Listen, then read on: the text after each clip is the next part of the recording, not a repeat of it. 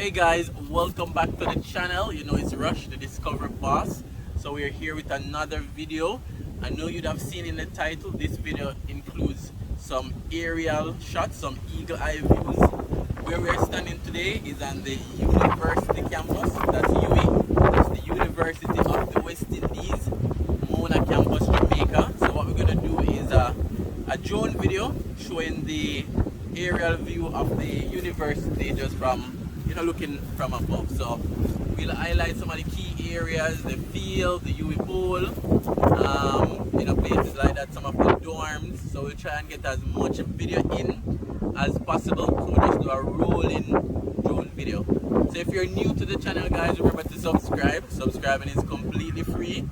Remember to like the video and remember to share as well. So stay tuned, don't go anywhere, watch the video to the end, and let's have an awesome aerial video. Alright, so down there is the UE Bowl. So that's like for football, that's for cricket and other sporting activities. But we know because of COVID, most classes are now online. And the University of the West Indies has 3 campuses. This is the main one, University of the West Indies in Jamaica. You have one in Barbados and one in Trinidad as well.